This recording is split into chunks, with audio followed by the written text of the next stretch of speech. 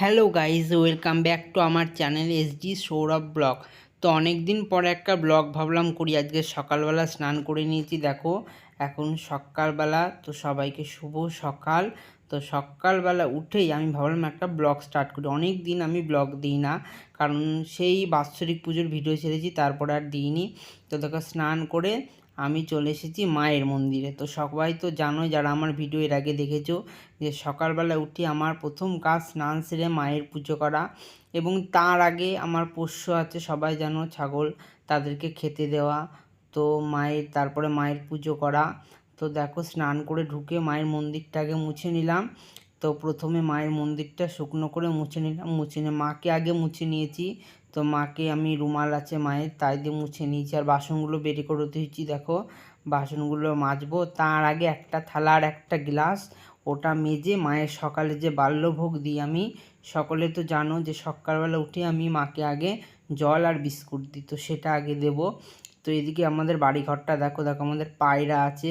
তো পায়রাকেও আমি ছেড়ে দিয়েছি, দিয়ে খেতে দিয়ে দিয়েছি। দেখো পায়রাগুলো বারান্দায় উঠেছে। আর এই মন্দিরের বারান্দায় অনেকগুলো কাঁঠাল পাতা রেখেছি, কারণ কালকে আমি এক বাড়ির থেকে কাঁঠাল পাতা নিয়ে এসেছিলাম আমার ছাগলের জন্য। তো দেখো আমাদের বাড়ির সামনে দেখো তুলসীর টবটা আমি ইট দিয়ে সাজিয়ে এখানে বসিয়ে রেখেছি। আর বেল গাছ দুটো আছে আমাদের মায়ের মন্দিরের সামনে। তো তোমাদেরকে তো আমি বলেছিলাম যে বেল গাছ, তুলসী গাছ সব কিছুই আমাদের বাড়িতে রয়েছে, জবা ফুল, সাদা ফুল। তো দেখো আমার বাবা অনেক ভোরবেলা ফুলগুলো তুলে রাখে, কারণ ওদিকে রাস্তার সামনে যে গাছগুলো আছে সেই গাছের ফুলগুলো দেরি করে তুললে পাওয়া যায় না, কারণ অনেকে তুলে নিয়ে চলে যায়।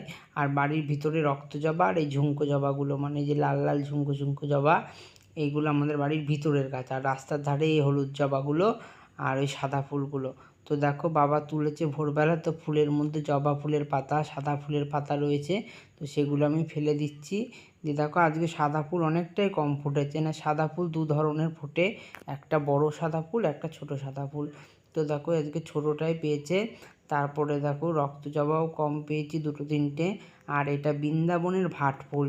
তো এই গাছ আমাদের বাড়ি অনেক রয়েছে, তো এই গাছেরও ফুল আমার বাবা তুলেছে। তো দেখো কলকে ফুল ফুটেছে। তারপরে প্যাকেটের মধ্যে একটা ফুল ঢুকে গেছিলো, সেই ফুলটা আমি বের করছি।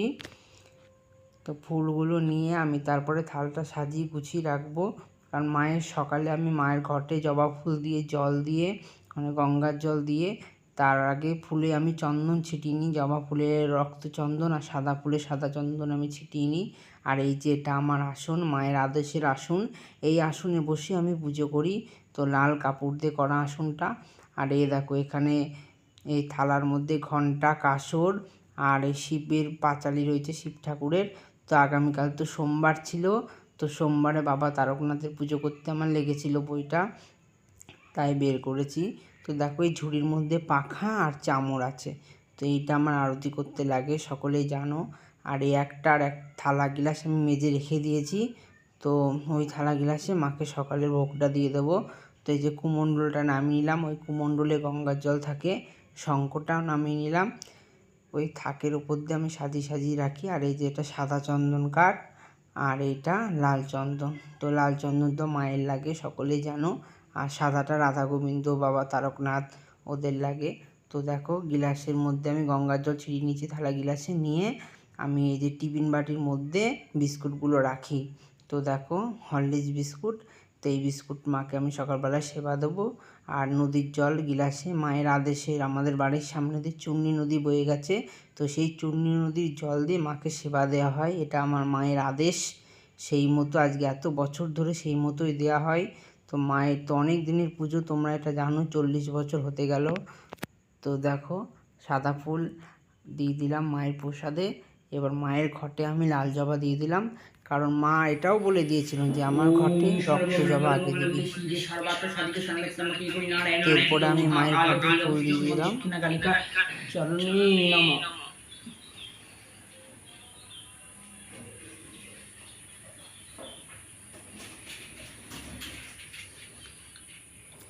এবার আমি প্রসাদটা নিবেদন করে নিলাম আমার পৈতে দিয়ে। তো আমি ভিডিও করতে পারি না একটাই কারণে, কারণ পুজো দিতে অনেক কাজকর্ম থাকে, সকলেই জানো যারা মন্দির আছে বাড়িতে।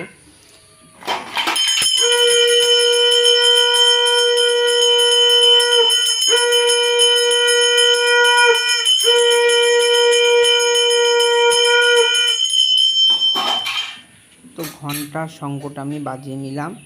তো এবার বাবা তারকনাথের মাথায় গঙ্গার জল দেবো আর মায়ের ঘটে আমি গঙ্গার জল দেবো। এটা আমরা প্রতিদিন দিই মায়ের ঘটে গঙ্গার জল, তারপরে বাবা তারকনাথের।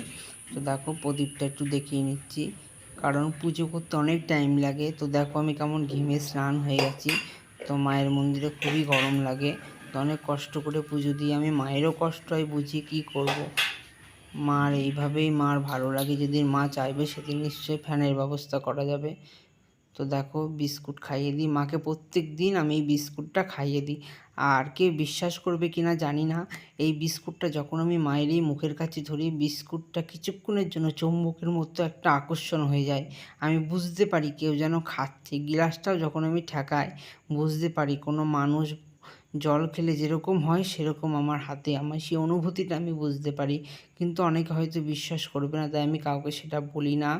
তো হয়তো যে মায়ের পুজো করে মা তাকে অনেক কিছু বোঝায়, তো আমাকেও মা অনেক কিছু বোঝায়, কিন্তু সেইটা তো সবাই বিশ্বাস করবে না, কারণ তারা তো মায়ের সেবা করেনি, বুঝতে পারবে না। আর মা হয়তো তাকে বোঝায় না, কিন্তু আমাকে মা অনেক কিছু বোঝায়, আমি বুঝি। তো দেখো তারপরে জল বিস্কুট দিয়ে ওই গামছাটা দিয়ে মায়ের মুখ মুছিয়ে দিলাম। তারপরে আমি থালা বাসনগুলো বাইরে যেগুলো ছিল মেজে নিয়ে এসেছি। তো দেখো থালা বাসনগুলো যে কাঁসার থালাগুলো রয়েছে সেগুলো লেবু দিয়ে না মাজলেই দাগ দাগ হয়ে যায়।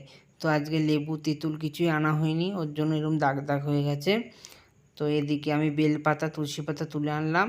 আর ওই সন্দেশের বাক্সটা আমার দাদা একটা এনেছিল আর একটা আমার জ্যাঠা এনেছিল। একটা গুজিয়া সন্দেশ ছিল, ওটা আমার জ্যাঠা নিয়ে এসছে।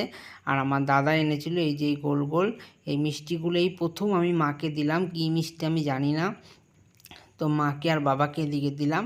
আর এইদিকে তো আমার মা মনসা আছে, মা লক্ষ্মী আছে, রাধা গোবিন্দ আছে, লোকনাথ বাবা আছে, আমার গুরুদেব আছে, তাদেরকে দেব। আর সবার প্রসাদে তো তুলসী পাতা চলে না, রাধা গোবিন্দ চলে। তো রাধা গোবিন্দ আর লোকনাথ বাবাকেও তুলসী পাতা দিই প্রসাদে। তো আমি জানি না ঠিক, কেউ যদি জানো তো আমাকে বলো বাবা লোকনাথের প্রসাদে তুলসী পাতা দেয় নাকি, কিন্তু আমি দিই। মা লক্ষ্মীরটা আমি দিই না তুলসী পাতা, এবং মা মনসাকেও দিই না। আর আমার গুরুদেবেরটা আমি আগে দিয়ে ফেলতাম, আমি জানতাম না। আমার মাকে তো তুলসী দিই না, কারণ মা কালীর তো তুলসী চলে না, মা তো শক্তি। রাধা গোবিন্দরটাই খালি তুলসী চলে।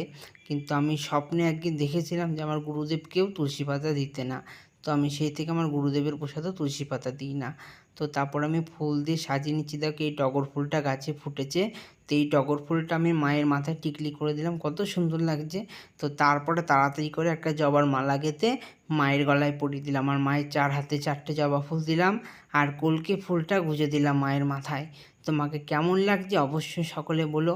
তো এই ভিডিওটা কেমন হচ্ছে আমি জানি না, কিন্তু আমি আরতি টারতি দেখাতে পারবো না, কারণ কি করে দেখাবো।